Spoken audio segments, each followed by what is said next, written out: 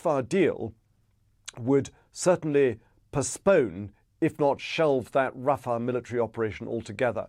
But Hamas are taking their time over responding, and I think they will want some reassurance that they don't give up hostages and then immediately find themselves coming under massive attack, because that isn't much of an incentive to them. That's our security correspondent, Frank Gardner. Well, I'm joined in the studio now by BBC Arabic's Mohamed Taha. Thank you very much for joining us, Mohamed. Just seeing on the newswires that America's top diplomat, Antony Blinken, saying that the only hold-up to a Gaza ceasefire is Hamas. Are we expecting at these talks any response from Hamas over this Israeli proposal? We do expect Hamas to respond.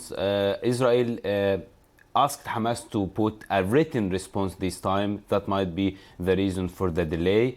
And actually there were statements from the Israeli Prime Minister Benjamin Netanyahu that he will go to do a Rafah operation anyway, whether there will be opposing fighting or not. Means the Rafah operation, if it did not start now, it will start after the 40 days. That might also a reason of the reluctance of Hamas response to these proposals, if they would see that the Rafah operation would happen anyway. Reports from Ma'arif, Israeli newspaper, would say that if Israel would go to do the Rafah operation, it might be unlikely that any of the hostages would come alive from Rafah.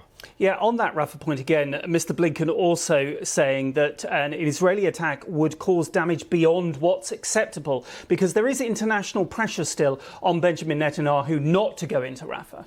Indeed, because it's very difficult to imagine that this operation would happen without many casualties. There are no clear plan from the Israeli army. Where are they going to relocate the 1 million refugees? Are they going to return them back to Khan Yunis, where Hamas fighters return to regroup? Are they going to ask them to move to Egypt or somewhere else?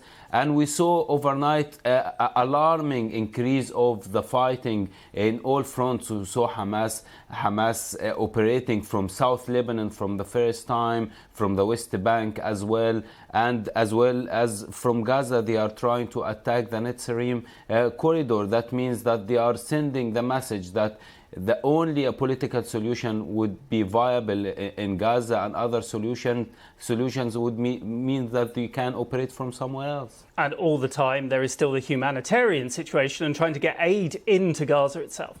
Indeed, the aid situation is in a chaos in Gaza. That port that the Americans are trying to build still work in progress. The Israelis tried to make the aid coming more from the north, and the Egyptian front is really not bringing much aid. So yes, the people in Gaza are really suffering. They need for food, for medical supplies and other stuff. Mohamed Taha from BBC Arabic, thank you as always. Well, in the US, up to